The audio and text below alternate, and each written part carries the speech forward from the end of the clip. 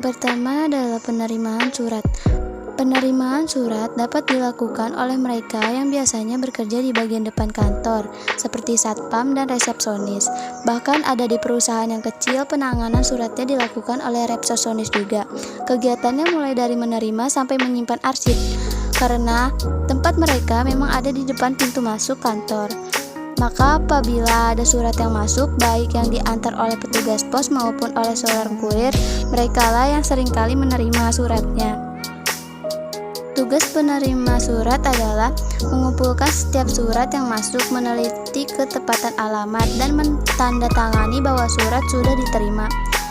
Jangan sampai ada surat yang salah alamat. Jika alamat tidak tepat, maka surat itu harus dikembalikan kepada petugas pos atau kurir. Tetapi, jika sudah tepat, maka surat itu harus diberikan kepada petugas di bagian tata usaha atau bagian administrasi. Yang kedua, penyortiran surat, yaitu surat dipisah sesuai dengan alamat dan jenis surat kepentingan yang dituju. Apabila surat yang diterima untuk pribadi, maka surat tersebut dapat diberikan langsung kepada yang dituju. Namun apabila surat tersebut merupakan bersifat surat dinas menyangkut lembaga, perusahaan, ataupun organisasi, maka surat tersebut langsung diproses lebih lanjut kepada kelembagaan tersebut. Yang ketiga adalah pencatatan surat. Pencatatan tersebut dilakukan dengan menggunakan buku agenda, dengan cara membuka dan membaca isi surat tersebut, guna mengetahui apakah isi surat tersebut merupakan surat rahasia atau surat biasa. Apabila surat rahasia, petugas tidak boleh membuka dan membaca surat terkecuali sudah diizinkan oleh pihak yang bersangkutan. Pencatatan surat ini sangat penting karena untuk mengetahui jumlah surat masuk dalam kurun waktu tertentu, baik dilihat dari setiap harinya, per minggu, bulan, dan tahun. Selain itu, juga untuk memudahkan dalam menyimpan surat agar surat lebih mudah ditemukan. Setelah dilakukan pencatatan surat, selanjutnya petugas memberikan stempel agenda sebagai bukti dan tanda bahwa surat sudah dicatat.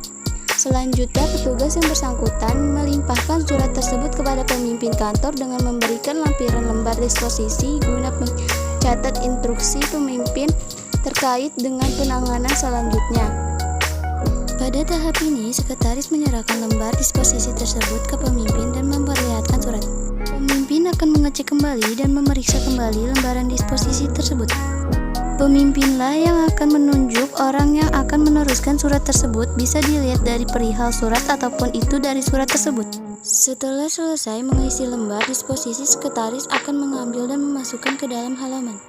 Yang keempat adalah penyampaian surat. Setelah dilakukan pengarahan surat, kemudian surat tersebut diberi kepada orang yang dituju oleh pemimpin yang sudah ditulis pada lembar disposisi. Apabila orang yang dituju lebih dari satu, sebaiknya surat tersebut digandakan sesuai jumlah yang dibutuhkan, sehingga setiap orang yang dituju memperoleh salinan suratnya.